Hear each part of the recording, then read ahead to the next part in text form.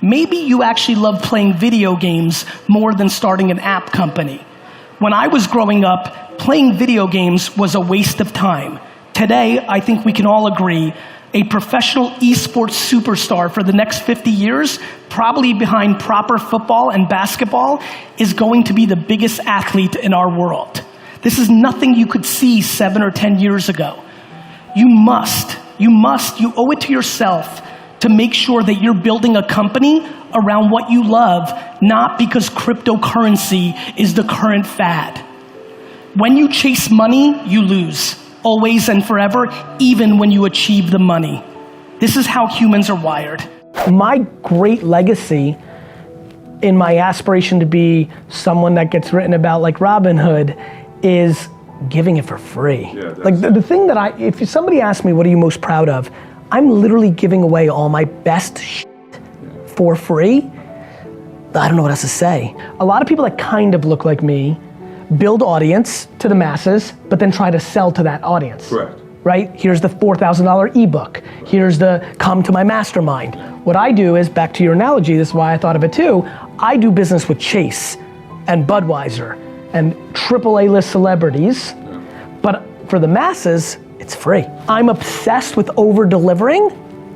It's why I say yes to shit like this in the first place. The fact that I get one of the emails I get a day, and I get a lot of them, that says I was suicidal, like real shit that's heavy.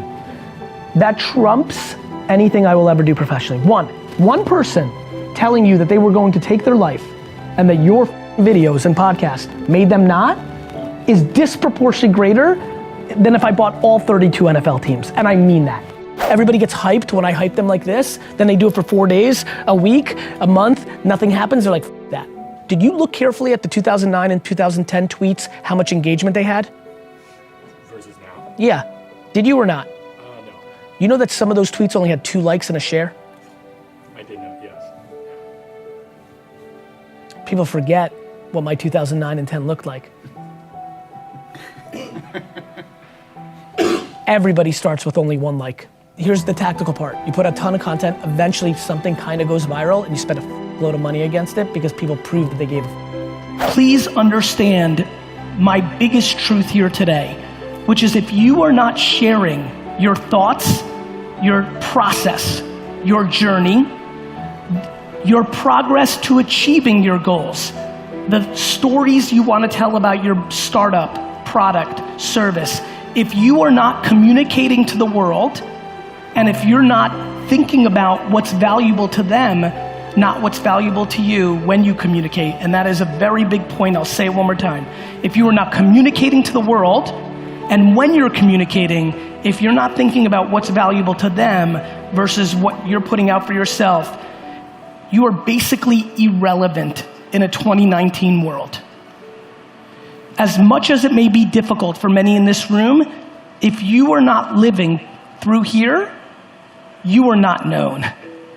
This is the game. If you are underestimating this, and when I say underestimating this, if you have not made a significant commitment to producing content for the one of 7 apps or websites that 80% of this entire region spends a disproportionate amount of time penetrating and listening and consuming, you are becoming vastly irrelevant. The reason people aren't patient is they value other people's opinions too much. People are like, Gary, I DM'd all the influencers like you told me, nobody responded. I'm like, how many? They're like, 130. I'm like, good, there's about 9 million more. Right. And you just say, will you help me?